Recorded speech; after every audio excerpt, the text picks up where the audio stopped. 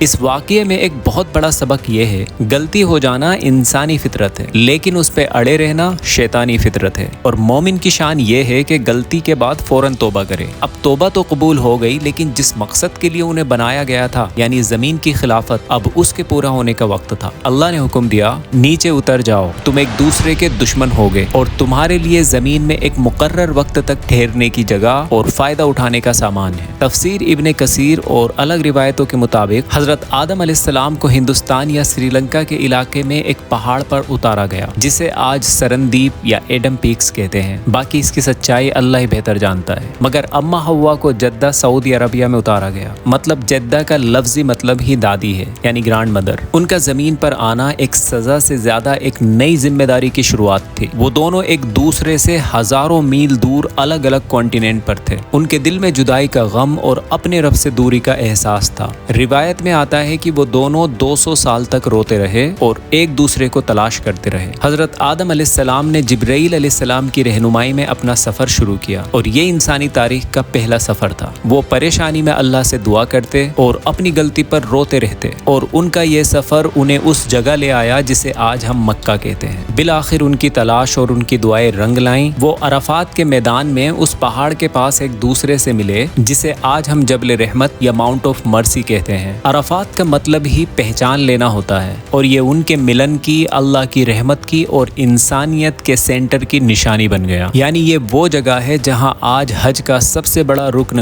ادا کیا جاتا ہے۔ زمین پر ان کی زندگی اب شروع ہوئی۔ انہیں جبرائیل علیہ السلام نے کھیتی باڑی کرنا اور لوہے سے اوزار بنانا سکھایا۔ انہوں نے اللہ کے حکم سے زمین پر پہلا گھر خانہ کعبہ کی تعمیر کی۔ اللہ نے انہیں اکیلا نہیں چھوڑا، انہیں ہدایت کا وعدہ دیا گیا۔ قرآن کہتا ہے، جب میری طرف سے تمہارے پاس ہدایت آئے تو جو میری ہدایت کی پیروی کرے گا ان پر نہ کوئی خوف ہوگا اور نہ وہ غمگین ہوں گے۔ حضرت آدم علیہ السلام صرف پہلے انسان ہی نہیں بلکہ اللہ کے پہلے نبی بھی تھے، جن پر اللہ کی طرف سے وحی آتی تھی۔ اور پھر زمین پر حضرت آدم علیہ السلام اور حضرت حوا علیہ السلام سے انسانی نسل کا سلسلہ شروع ہوا۔ حضرت حوا علیہ السلام کے ہاں ہمیشہ جڑواں بچے پیدا ہوتے، جس میں ایک لڑکا اور ایک لڑکی۔ اس وقت کی شریعت کے مطابق ایک جوڑا دوسرے پیدا ہونے والے جوڑے کے ساتھ شادی کر سکتا تھا۔ ان کے بیٹوں میں قابل اور حابل کا واقعہ قرآن میں بیان ہوا ہے۔ قابل بڑا تھا اور کھیتی باڑی کرتا تھا، حابل چھوٹا تھا اور بھیڑ بکریاں چراتا تھا۔ جب شادی کا وقت آیا تو حابل کی جڑواں بہن قابل کے حصے میں آئی اور قابل کی جڑواں بہن حابل کے حصے میں آئی۔ قابل کی جڑواں بہن زیادہ خوبصورت تھی، اس لیے قابل چاہتا تھا کہ وہ اسی سے شادی کرے